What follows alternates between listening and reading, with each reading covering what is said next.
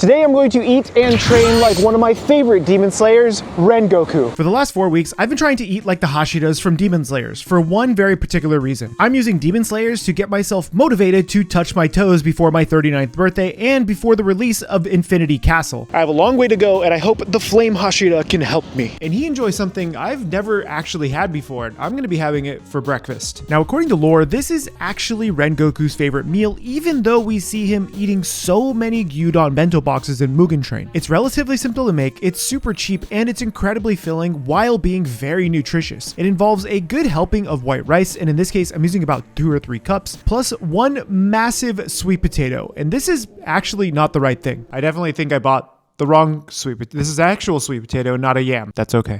We're gonna get through this, I promise. Now, sweet potatoes and yams are very different vegetables. Sweet potatoes tend to be a little more starchy and hold up well for this type of cooking, but yams are a little more creamy and slightly sweeter than sweet potatoes. Normally, when you go out to eat, you might eat something like sweet potato fries, and those are actually deep fried yams and not sweet potatoes. The reason why people love those instead is because they do look nicer. This is neither here nor there. I'm just saying I bought the wrong potato and it's going to work out just the same for me. After peeling and dicing the potato, you put it on top of the rice and throw it in the rice cooker.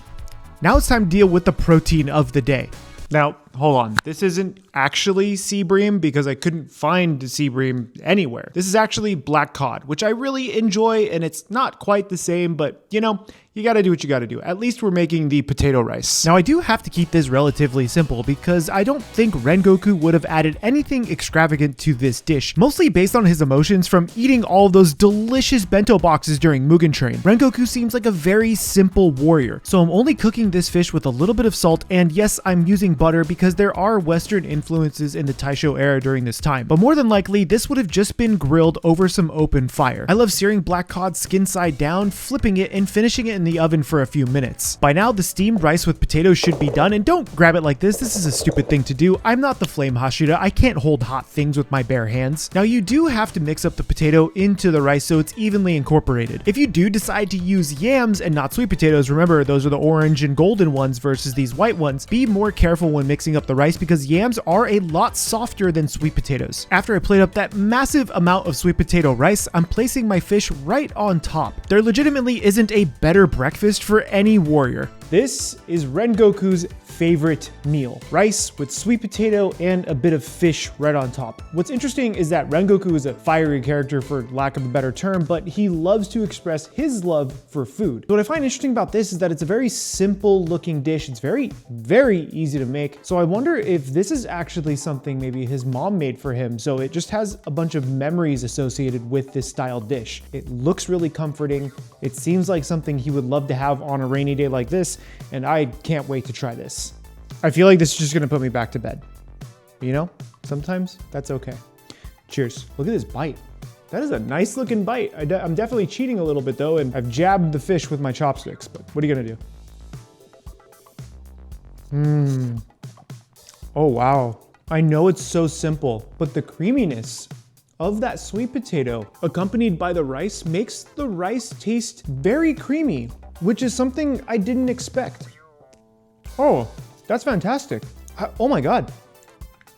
I'm not even exaggerating. I love this. I had gone into this thinking that this is just gonna be potato and rice, but the combination of the two does taste very different than I actually had anticipated. It adds a nice sweetness to the rice, which is really, really welcoming. And that little bit of salt does help kind of flavor everything. And the fish itself is also very good, but it's not as impressive as the potato rice. That's fantastic. This is definitely a comforting dish. Even for me, who's never had this before, it just kind of warms your soul a little bit, just like Rengoku did in Mugen Train until... This is a fantastic start to the day and it's kind of getting me hyped up to go and do everything else I need to do today, which includes 2 more meals for Rengoku, but also trying to touch my toes because if I don't, well, I have to buy you guys movie tickets, and let me explain how. If I don't touch my toes before Infinity Castle starts, I'm going to be buying some of you guys movie tickets to go see Infinity Castle. All you have to do is head over to cookingwithchaos.gg and sign up for the newsletter. That's it. Not only will you be entered for a chance to receive some free movie tickets, but you're going to get some free cards emailed directly to you from Cooking with Chaos. I'll talk more about Cooking with Chaos later on in the video. For now, I have to get to the gym to work off this insane amount of carbs I just ate. I don't know what this is, but it feels like a Hashira weapon. Now, because I am helping my shoulder recover, I don't want to go too intense with a lot of the exercises today, and I'm really just focusing on open stretches and really getting a lot of movement in so I can try to touch my toes. I feel like I am so close by using this weight to help me elongate my hamstrings, but honestly, I'm not that close. It's like they say, losing the first bit of weight is usually easy, and losing the last like 10 pounds is the most difficult, and I feel like getting those last few inches to get towards my toes is going to be the hardest thing. But I also don't want to just focus on that. I'm making sure that I open up the hips because yes, I have hip and back problems because I'm getting old. So I'm not actually going to be doing any sword training, even though it's Rengoku day, mostly because I do have to nurse this shoulder just a little bit. So doing any overhead swings might impact that. So I'm going to take it just a little bit easy today. And then I get to have my lunch, which I'm really looking forward to. I still got a little bit of weight training in today, but nothing too intense. Mostly some machines and some easier exercises just to help get back in the swing of things and hopefully get over this shoulder injury. Because remember, movement equals healing. Now for lunch, I am going to be making something special. This was a dish that Rengoku was eating during Mugen Train, but not during the Mugen Train movie. It was actually shown on the re-release over on Crunchyroll, where they had added one extra episode before the events of Mugen Train. He's sitting down in a restaurant and he decided to have kakiyage served up with some soba. But instead of having soba noodles, we are going to be having it with our beautiful sweet potato rice. If you've never actually had kakiyage before, it's relatively simple to make and you can use it with almost any vegetables you have laying around. In this case, I have some more of that sweet potato as well as some carrots and zucchini that I'm going to be using with this, in addition to some onion that I have later on. The goal for making kakiyage is to get everything to be relatively the same size. The reason for that is because we are going to deep fry this. So if you have things that are uneven in size or length, you're going to end up undercooking or overcooking other vegetables. Kakiyage technically originated in the Edo period, which was quite a bit of time before the events of Demon Slayer. It was invented as a way for street vendors to use up any extra vegetables or any extra meat scraps they may have had laying around, so this way they can turn a little bit of a profit on something they may have not sold. But in this case, I'm using leftover fresh vegetables that I had purchased, as well as a little bit of tempura flour. The tempura flour is really important for throwing directly on top of the raw vegetables to help getting the batter to stick to the vegetables. You typically don't want to just make a batter and throw it into the vegetables because then it might run off and not stick properly. Another big trick for making tempura batter is to use ice water. The ice water helps the batter get nice and crispy when it's deep fried. The other thing you want to do when making tempura batter is make sure that the batter looks like runny vanilla ice cream before you start using it. This is what my kakiyage looks like after I throw in a little bit of batter on top of those dredged vegetables. Now the next part is pretty important, I think, and that's taking some of your vegetable mixture and placing it on top of squares of parchment. This is going to make it super easy to shallow fry in this pan. This helps keeps the kakiyage together versus drifting apart as it deep fries. You also want to make sure you don't overcrowd the pan. If you do overcrowd the pan, you have a chance of the kakiyage not cooking evenly. After about a minute or so, you can actually remove that parchment paper from the kakiyage because now it's being held together by the batter. This only takes a few minutes on each side to get nice and golden brown. And remember, you don't want to overcook this because it can burn very easily. After a few minutes of cooking on both sides, I'm just removing the kakiyage from the oil and placing it onto a rack to allow any excess oil to drip off. You can see how amazing this is as a street food. It's easy to make, it's relatively cheap, it can be very filling, and it can be incredibly tasty. But what's even more tasty is Cooking with Chaos, my brand new infinite recipe card system. Are you tired of flipping through huge cookbooks? I know, and my hands in the pages get so sticky. Don't worry, I have the solution. You need Cooking with Chaos, the brand new infinite recipe card system that lets you mix and match different cards to make a new meal every single time. Just combine a protein, sauce, and side card to make new dinners every single time. Wow, that's rad! What does this number do? That's the D20 mechanic. All you have to do is roll a 20-sided die for each category and make a new dinner every time. Don't get stuck in the past and start Cooking with Chaos today. Pre-order today for a special first edition with bonus cards. So what are you waiting for? Head on over to cookingwithchaos.gg today. The last time I had kakiyage was actually when I was in Tokyo and I was eating it at an udon restaurant where you could pick it up as kind of a buffet style where you go down the line and pick the tempura product you want. And a lot of the time I would pick up kakiyage and shrimp tempura because I loved it. Rengoku also loved eating this, man. That guy, he's after my own heart. What's great about kakiyage is that you don't just have to do vegetables. If you want to put in some shellfish or some really thinly sliced pork, you can do that as well. I think it amps up the flavor a ton, and honestly, this is really easy to make once you kind of know the method. And on top of that, you can impress a few friends or waifus, husbandos. Cheers. Oh baby, look at the inside of that. That is beautifully cooked, nice and tender. The vegetables are cooked all the way throughout, nice and crispy on the outside, but still really tender in the center, and that's what you want. You don't actually want this to be crispy all the way through. I think if you make it crispy all the way through, one of two things are gonna happen. It's gonna be burned or it's going to be burned. I actually like breaking this apart. I'm gonna rip this open a little bit. Look at just how hot and bothered that is. That is so nice looking. On top of that, the suyu is actually used for soba quite a bit. It's so good. It goes so well with this. Oh baby, I actually wasn't hungry when I was making this because I was still so full from breakfast, but man, that got me excited. A little bit of the sweet potato rice as well to chase it. I can see why Rengoku loved this, especially with the Japanese chili flake. That stuff just amps it up and gives it a nice spiciness, and why you can still find this all throughout Japan. Admittedly though, lunch is a little bit smaller because I still have my afternoon stretching to get in because I really want to do this. I'm getting older and my goal is to still try to touch my toes and be more flexible before my 39th birthday. So I'm gonna take this down, I'm gonna start my next training session, and then I have a special one for dinner.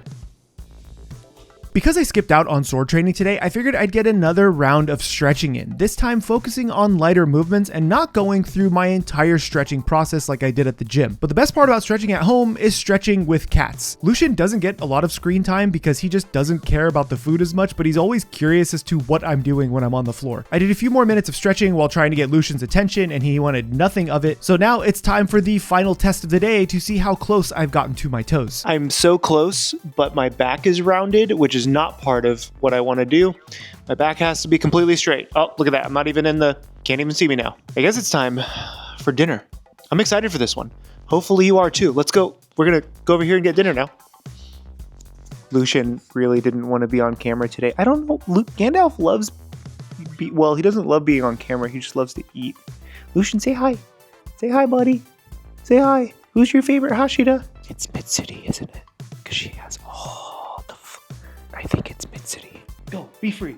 Now, the interesting part about the Taisho era and when Demon Slayer takes place is that there's actually a lot of reform in not only the government, but by the people themselves. Oh God, that hurts getting up. I find this era of Japan fascinating because we see a lot of Westernization happening in Japan, embracing Western culture in multiple ways, and that does include the food. But for dinner, I have to make Rengoku's favorite thing, well, maybe favorite thing because he ate like 30 of them in Mugen Train, his favorite thing, gyudon. And I actually got a special treat today because some friends of mine at Awajimaya, which is, yes, a grocery store here in the Portland area, gifted me this beautiful American Reserve Wagyu style beef. I had this on my second channel where I basically just cook. There's no anime or video games involved, and it's delicious. It's not A5 Wagyu, so it's not as fatty or rich, but it has an amazing flavor and it's super affordable. So I'm gonna be using this for the gyudon because may as well treat yourself. Now, there are two reasons why I'm making it with this beef. One, it was gifted to me, so I didn't actually pay for it. And two, because I've never had it this way before. This is a very non-traditional style of gyudon. If you want the Rengoku gyudon that I've made quite a few times on the channel and is featured in my cookbook Annie Bites, I'm going to leave a link for the video and the book down below. But in this case, I do have to cook the gyudon a bit differently because you can't cook this Wagyu in that gyudon sauce. If you do, you're going to end up overcooking the beef and it's going to be a waste of the Wagyu. So instead, I'm actually going to sear the beef in the pan with a bit of the onions for some flavor, and the only seasoning I'm using here is a little bit of salt. Now, once those onions have softened up very lightly, I'm moving them to the side just to get access to the beef. This beef only needs to sear for a few minutes before I remove it from the heat, because remember, it's Wagyu and it doesn't need to be cooked that long. One of the most interesting things about gyudon is not the dish itself, but a bit of the history. During the Meiji Restoration era, 1868 to about 1912, Japan did start opening itself up to more Western cultures, one of them being the use of beef. Like I mentioned earlier, earlier during the Mitsuri diet, we started to see more butters, creams, and milks used in Japanese cooking during the Taisho era because of Western influences. You even had restaurants like Yoshinoya, which opened up in 1899, popularized fast food gyudon. I've eaten at many Yoshinoyas and I can absolutely say it is delicious for the price and how fast it is. By the Taisho era, when Demon Slayer takes place, gyudon actually became a fast food. You could find it in train stations, railways, and you can find it in bento boxes on trains. This is why Rengoku was so excited to eat so many of them. He had probably never seen this before in his life until he had had that gyudon. Gyudon to me is a staple in the Japanese diet. Not only is it delicious, but it can be had as fast food or elevated to make it an amazing meal. And there it is, a Wagyu gyudon. Now, admittedly, I don't think you should really make gyudon with Wagyu just because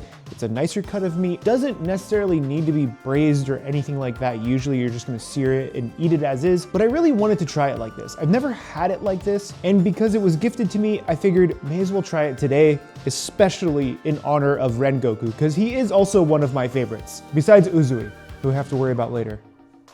You know, I've definitely felt off all week, but I'm glad I'm trying to stick to this because it's something that I really want to do, and I hope I can accomplish it with you.